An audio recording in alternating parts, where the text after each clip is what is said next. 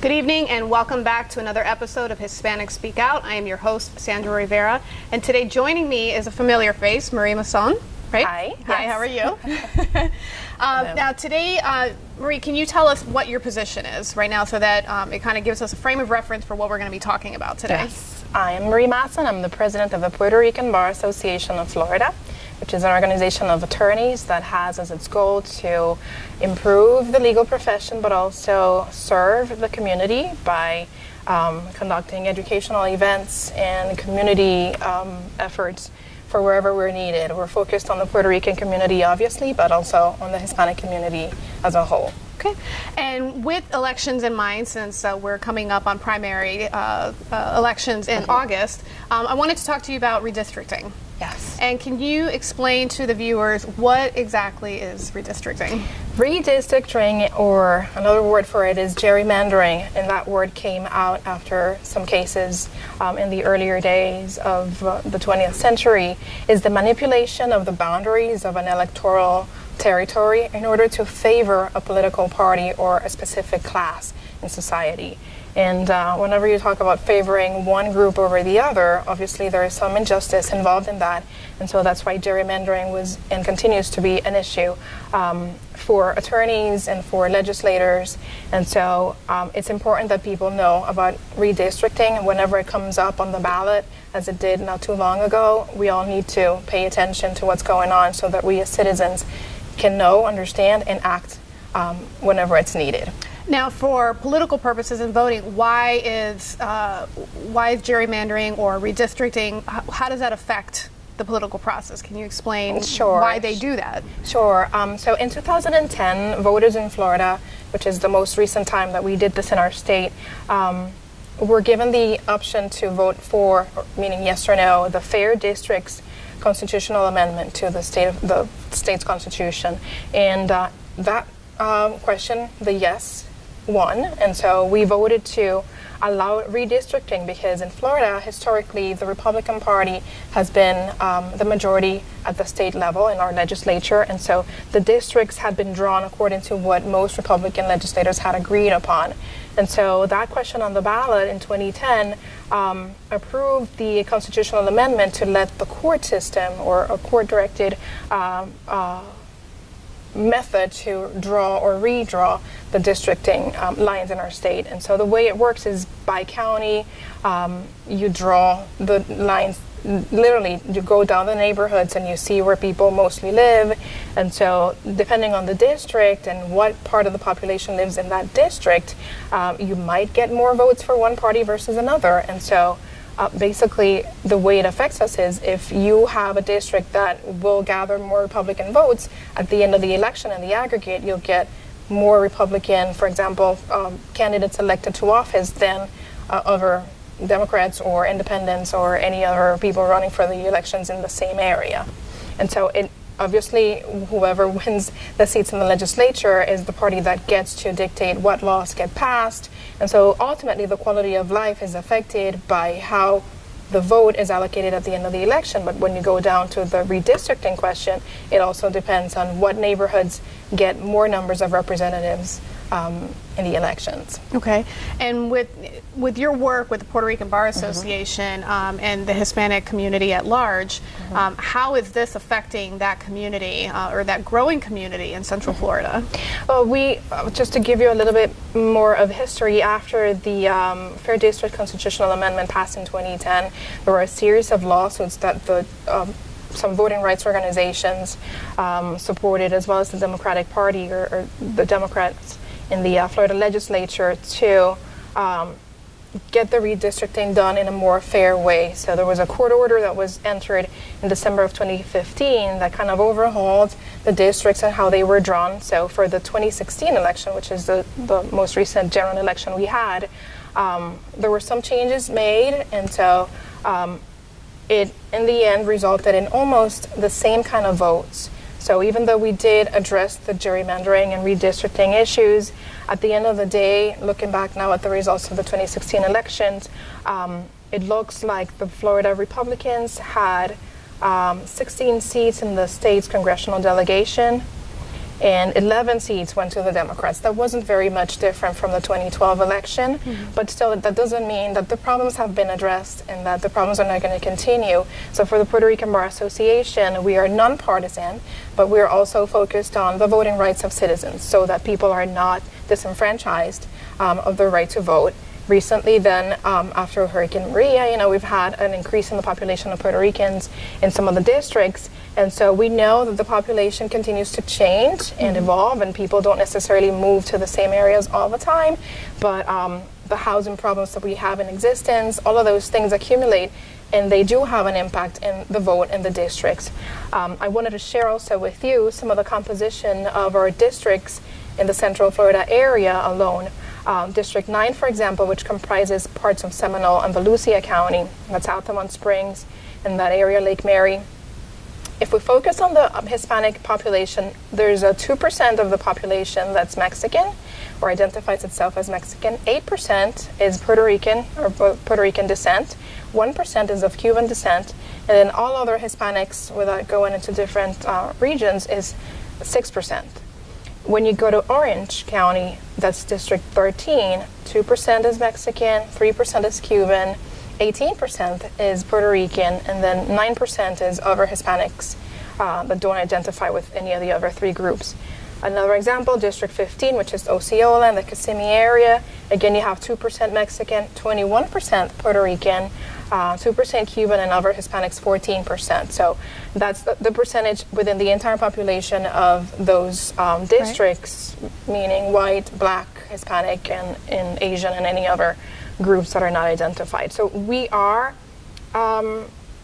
present in all those districts in significant numbers, and these numbers are from 2010. I would assume that with the influx of people in 2017, these numbers are going to grow, if not proportionately to be the same, then the percentages for sure are going to be increased. And for us, that means we have a lot more education to do. Absolutely. We have a lot more awareness to raise within our communities so that people understand if the redistricting question comes up again, not in this election, but in the following one, we need to pay close attention because, like I said earlier, it directly affects the quality of life when certain parties or certain groups get a majority of votes or a majority of positions at the state legislature and at the congressional level, and it dictates how your life goes from A to Z. Right. So why is fixing redistricting so hard? It's difficult because most politicians don't agree on anything, but specialists and people who study social dynamics cannot agree what is the most fair way to create a district. Some of the focuses are, should we draw the districts to be more compact?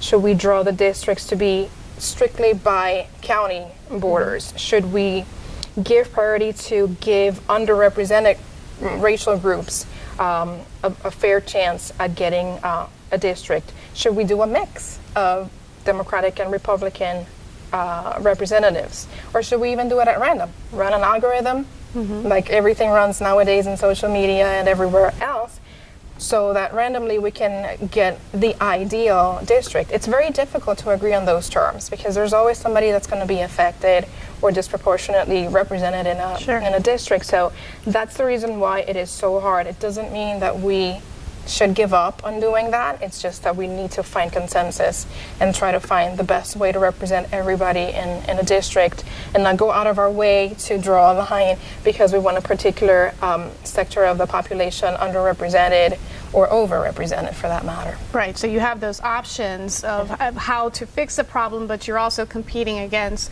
the politics. You're competing against personal objectives to get voted or to get voted in and elected. Yes. Absolutely, absolutely. So what can the community do, or what should they do, or learn or research more about in order to counteract that concept of redistricting? Yes, the very first thing is register to vote, because even though we might not be in a position to say, hey, this is how it should be done.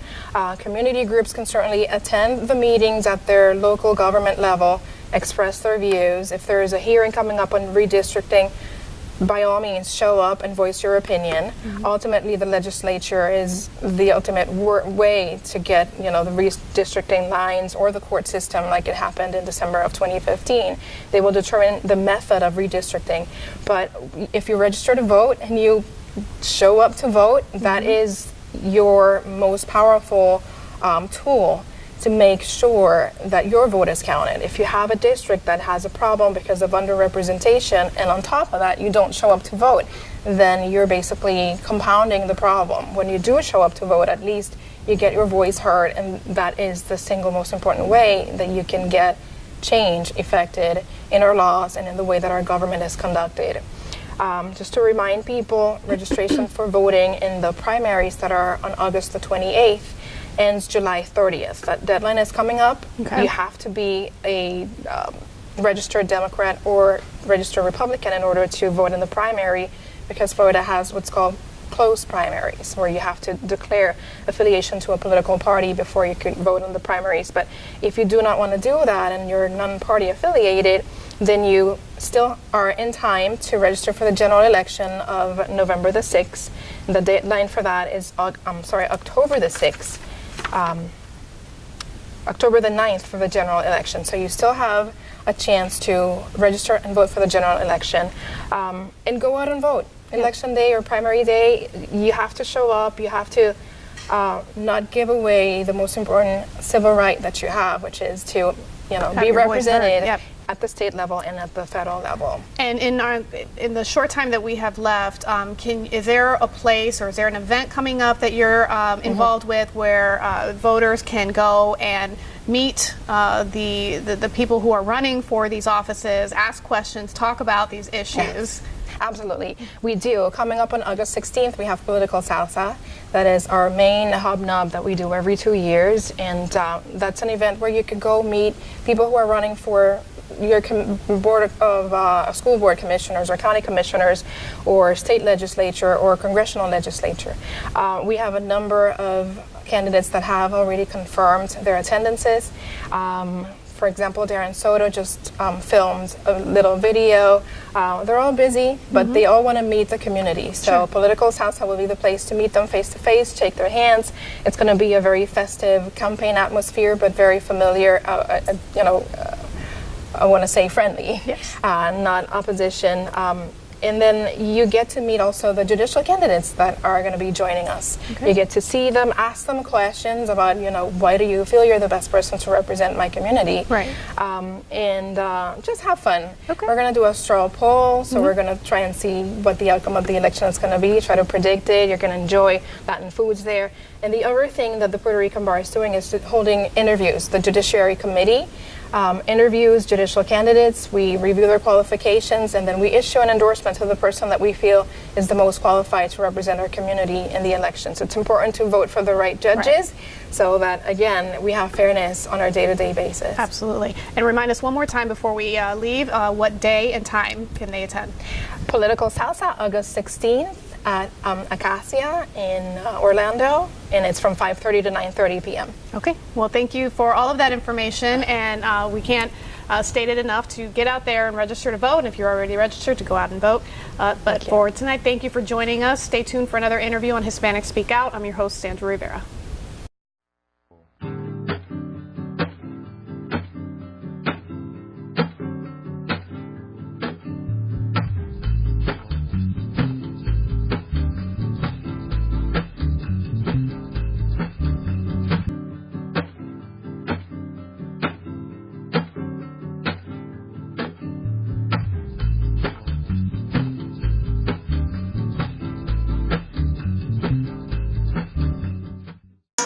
Hi, I'm Danny Ramos, and welcome to this week's Hispanic Speak Out TV in the English language, of course, working on Spectrum Cable. We've been on the air for 16 years now here in Central Florida, and just recently we've gone statewide with Spectrum.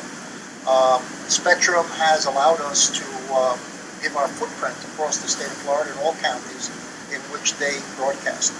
So those people in Miami or people up in the Panhandle can see us as well if they search us out on Spectrum Cable. Tonight we have an interesting conversation, and going forward we're going to be talking to mayoral candidates of Orange County. And our mayoral candidate tonight, starting off, is Pete Clarke. Pete Clarke is from Orange County District Commissioner number 3.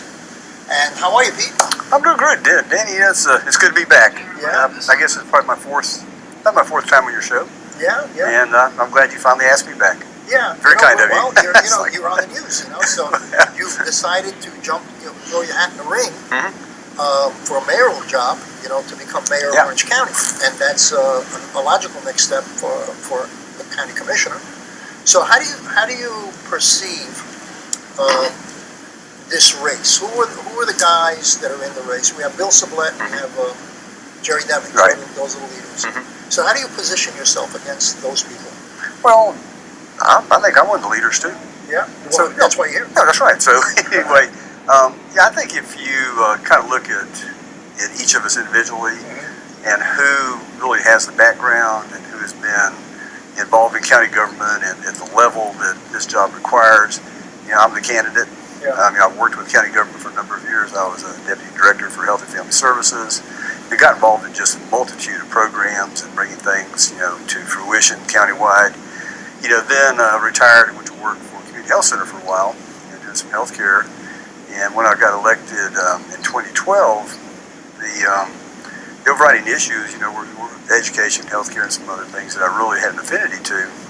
But being on the board, and I thought I knew a lot about county government from being there, but being on the board, I have learned so much more at a kind of a bigger level, a higher level, and especially from development issues and environmental issues and things that are really important to our community. Yeah. So I think I'm well prepared. I'm well prepared from a budgetary standpoint, a management standpoint, and I think just an ability to bring people to the table to attack problems.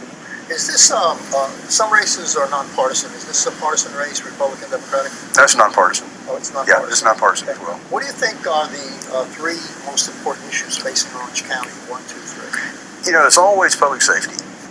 You always make that number one. And generally, when you go out, it's number one on people's minds because people want to be safe in their homes. They want to feel safe when they go out. It is a safe county. And, you can talk about crime rates, but when you're the victim, then it goes up exponentially. The crime rate's way up when it's you. But I got all the respect in the world for our deputy sheriffs. I have 3 police departments in my district that I work with. The phenomenal folks out there doing good work. The fire rescue, we're at ISO 1 for a county fire department. The hurricane, I think you could not find a better response in Orange County to the hurricanes.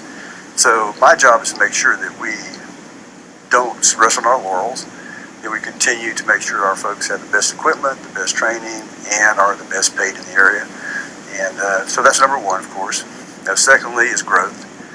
And you can't go anywhere. Well, you drove out here today. Everybody's complaining about traffic, and it's all a byproduct of growth. And so how we grow in the next 20 years, not just the next 5 years, but the next 20 years, what do we do as a region, as a county, to address some of those issues? And we were built out as an automobile community. Let's face it, and this was built for cars. Yeah. So, we now have Sunrail, we have a bus system. How do we make those things work? How do we move people east and west? How do we get into the job market? How do we kind of build a system that can move quickly? We can do bus rapid lanes. We got to make sure that they just keep going, whether we have to do overpasses, how we move folks in the future. But it's, building subways here is, of course, not going to happen. I don't think overhead's going to work. So, a lot of effort needs to be put into how do we bring the Expressway Authority, links, and Sunrail together and have some ideas about that so that we're planning together and we're looking at what development patterns are coming so that we can address those. And third thing is quality of life. This is just a phenomenal place to live. I've lived here for many, many years, never want to live anywhere else. It's just been fun. It's a great place. It's been a tremendous growth period over the past 20 years. This place has changed radically over the past 20 years. Yeah, but there's more to do. There's more to do, and I'm like you, we're in our 40s, I think. So whatever. 40 times 2, And we're building a community for young folks. We're building a community for our kids and grandkids. And we always need to keep that in the back of our minds that we're not doing this for us to sit on the porch, and run kids off our yards. We're building something for them, and a community where they want to stay. You know, that's not when they're going to get out of college and come to you and say, well, Pop, I'm out of here. You know, there's nothing here for me. Yeah. You want them to come and say, well, I'll be in your, I'm going to be upstairs a couple more years, but, you know, this is where I want to be. This is where I want to raise my family. This is where I want to grow. So we need to look at how we build the transportation system. We need to look at how we build growth. We need to look at how we do social programs, social capital. If we want companies to come in, it's like Amazon. You know, what's going to be the defining pieces of Amazon that we either make it or we don't? Is it going to be public transportation? Is it going to be some of those issues, but, you know, kind of below that smooth running engine that's our economy? Is it going to be the mental health issues, the trafficking issues, the homelessness issues, and how do we address those? And I think if we jump in, and that's what I would do, I mean, really, really jump in and attack those, it'll give us a lot of credence with those companies. I'm concerned about the homelessness problem we have here in Central Florida. There's supposed to be 26,000. I mean, that's a number that you can find on the internet. 26,000 homeless kids.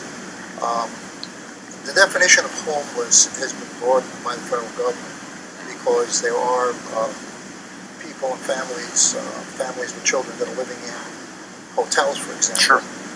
So that's been included in the homeless concept because it's week-to-week living. Yeah. It's not permanent. It's not permanent.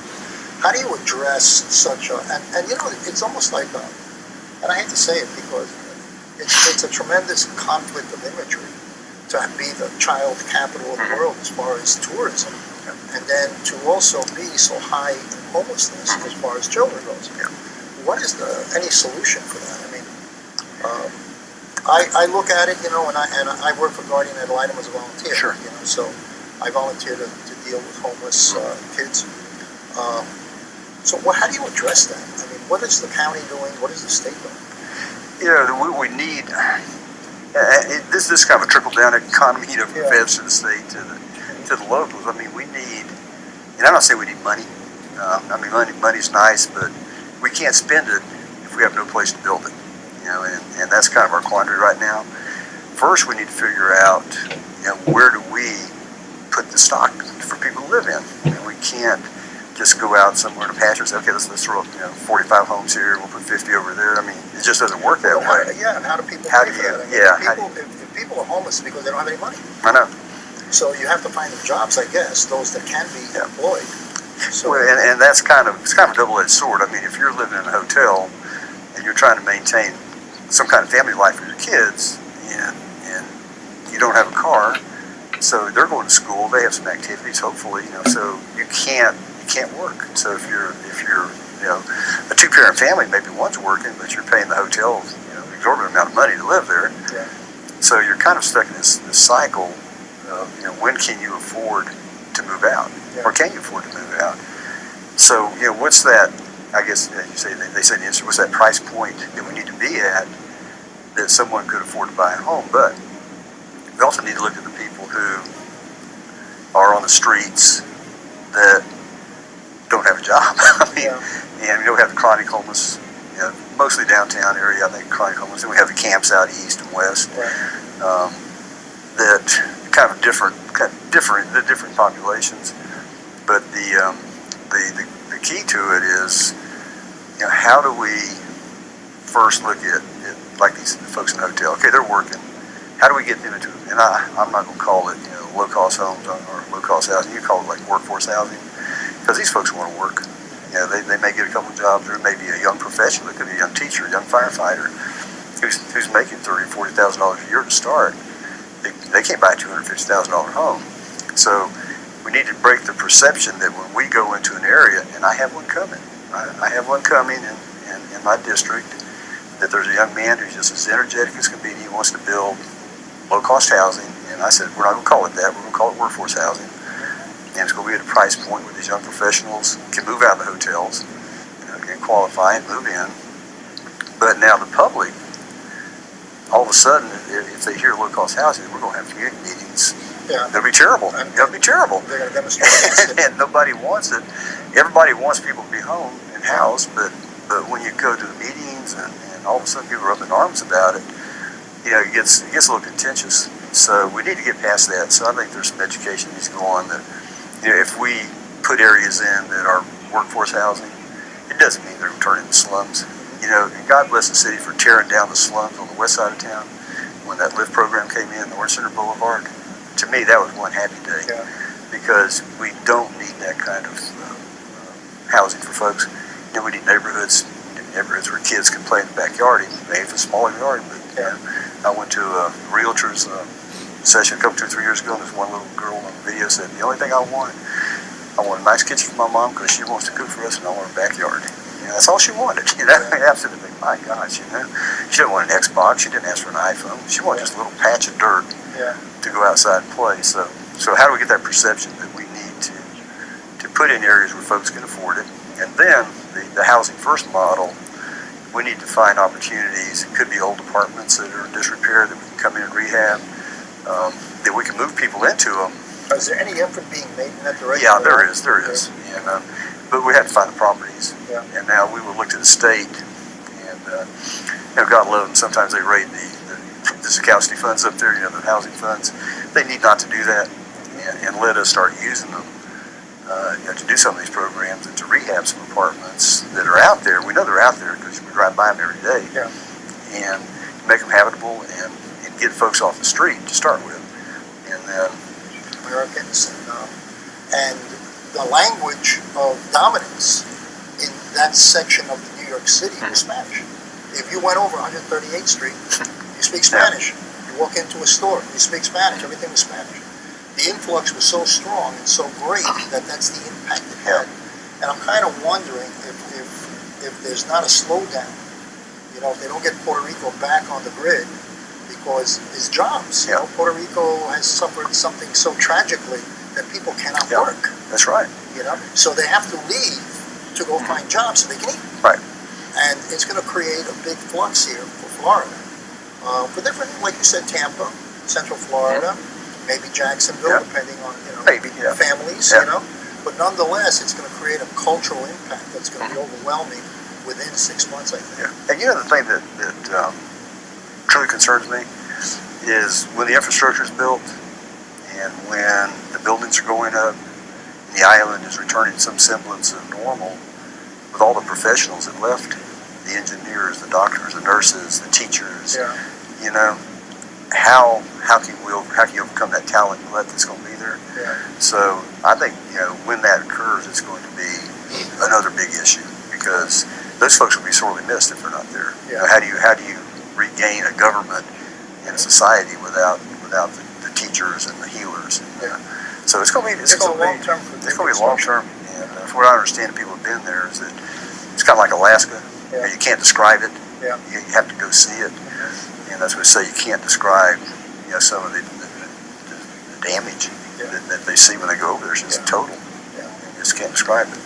So I had to make this short because we're running out of time. I had one of my friends is an attorney over here in Altamont, and her dad was living in a very nice apartment on the beach, you know, in a condo, you know. And he didn't have electricity. He had to walk up, you know, and that kind of thing. But he was, I'm not leaving the island. You know, I'm not leaving my home. I'm not leaving the island.